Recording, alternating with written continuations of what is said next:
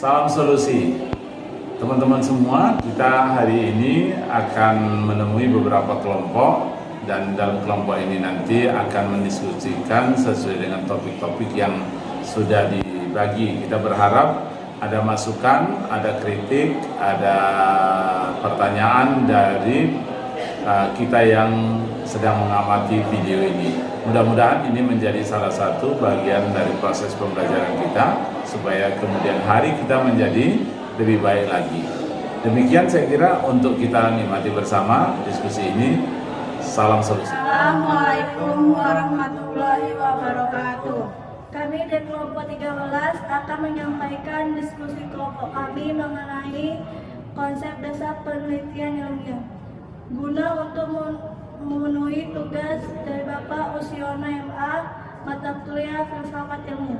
Sebelum itu kami ingin memperkenalkan diri kami dulu. Nama saya Usmawati dengan NIM 0601221014 dan teman saya. Nama saya Ahmad Jidan Renggali dengan NIM 0601222104. Dengan saya Nurul Titi Tanjung, NIM 0601223099.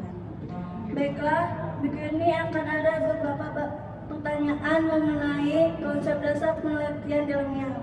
Sebelum itu, saya ingin menjelaskan mengenai apa sih itu penelitian. Penelitian adalah kegiatan ilmiah yang berpusat pada analisis yang dilakukan sistematis dan konsisten yang bertujuan untuk mengungkapkan kebenaran. Dan menurut Sugiono, menjelaskan bahwa yang dimaksud dengan penelitian yaitu yang mana digunakan untuk menghasilkan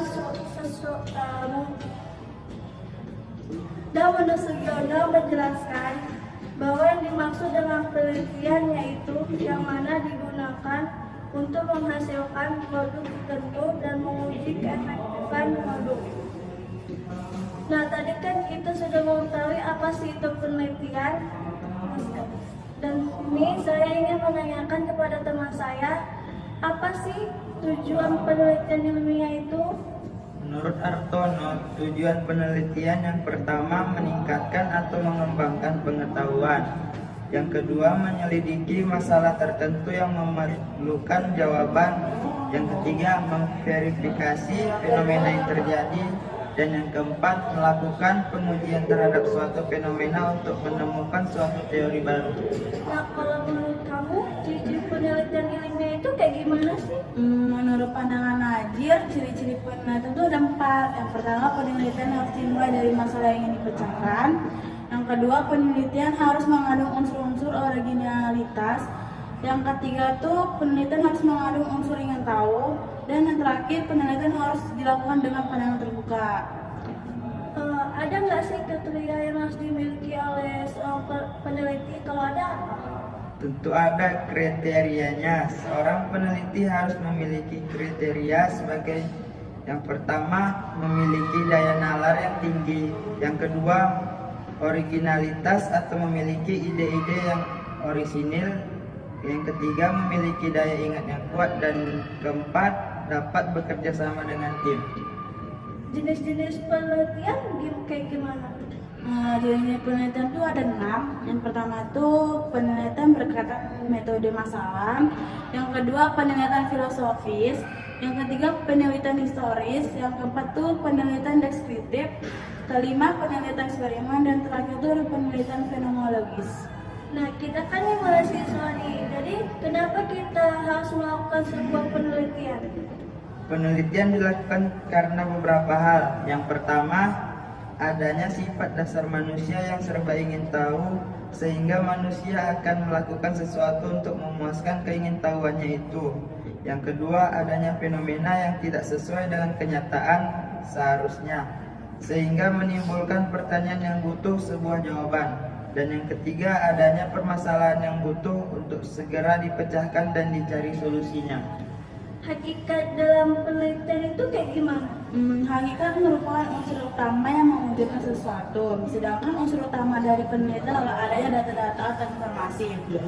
Sehingga hakikat penelitian yaitu mendapatkan data atau informasi sejujurnya sebagaimana adanya, bukan sebagaimana seharusnya.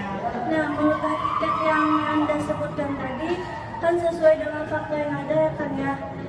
Jikalau data-data tersebut tidak sesuai fakta, apa dampak?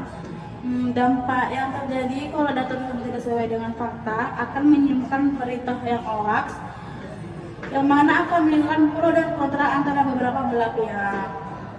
Ada nggak sih desain-desain penelitian yang kamu ketahui?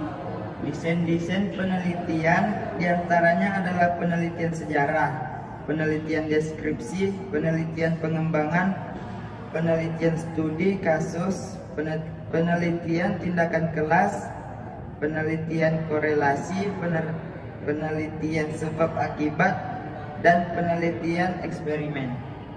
Etika dalam dunia penelitian itu seperti apa?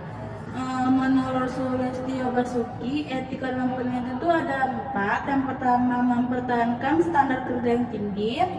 Yang kedua, membuka jalur komunikasi terbuka dengan sesama penelitian. Yang ketiga, melindungi privasi dan kerahasiaan data pribadi.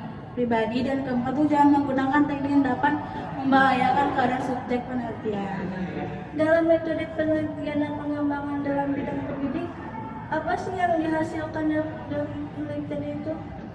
Produk yang dihasilkan dalam metode penelitian dan pengembangan dalam bidang pendidikan, yang pertama kurikulum yang spesifik, yang kedua media pendidikan yang mudah dipahami, yang ketiga penataan ruang kelas untuk model pembelajaran tertentu, dan yang keempat model uniproduksi.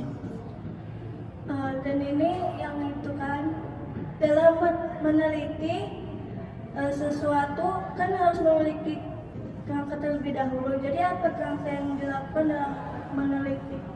Dalam menyusun penelitian yang kita harus lakuin itu ada 1, menetapkan tujuan, yang kedua mencari dukungan sponsor, yang ketiga perencanaan metode, keempat mengidentifikasi model, yang kelima mengaplikasikan model, 6 itu evaluasi dan memperbaiki model.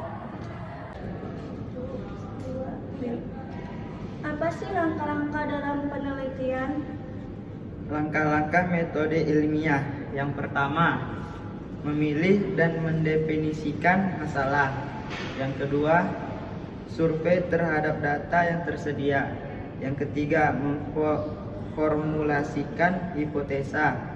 Yang keempat, membangun kerangka analisa serta alat-alat dalam menguji hipotesa. Yang kelima, mengumpulkan data primer. Yang keenam, menganalisa serta membuat interpretasi. 7. Membuat generalisasi dan kesimpulan. Yang ke-8, membuat laporan. 3. Dalam penelitian kayak gimana sih konsepnya? Konsep dasar penelitian itu ada 4. Yang pertama sistematik, yang kedua logis, yang ketiga empirik, dan keempat itu replikatif. Kontribusi dalam penelitian ilmiah dalam filsafat ilmu kayak gimana? Sebagai landasan pengembangan ilmu atau teori, sikap seperti ini mampu melahirkan sebuah teori keilmuan yang baru dan membuka kemungkinan hal yang baru dalam penelitian. Karena penelitian adalah suatu proses untuk mencapai jawaban terhadap suatu pertanyaan atau permasalahan. Dalam ilmu selalu menemukan pola-pola dan kemudian ada kenyamanan dengan pola-pola itu. Dalam rangka itu, ilmu membutuhkan filsafat. Melalui filsafat ilmu itu, pola-pola itu dirangsang oleh filsafat ilmu untuk menemukan kemungkinan munculnya ilmu atau teori-teori baru. Filsafat ilmu memberikan pendasaran logis terhadap metodologi penelitian. Sebuah metode penelitian ilmiah harus dapat dipertanggungjawabkan secara logis atau rasional. Oleh sebab itu, kontribusi filsafat ilmu dalam metode penelitian mampu memberikan landasan logis dan sistematis. Nah, kesimpulan dari diskusi kami yaitu hasil penelitian akan memberi kontribusi yang lebih besar jika penelitian dapat menggabungkan kedua model atau pendekatan tersebut. Penggabungan kedua pendekatan ini diharapkan dapat memberi nilai tambahan atau sinergi tersendiri karena pada hakikatnya kedua paradigma Demikianlah diskusi kelompok kami. Jika ada saran, mohon maaf. Demikianlah diskusi kelompok kami. Jika ada salah kata, kami mohon maaf dan kami sudahi. Assalamualaikum warahmatullahi wabarakatuh.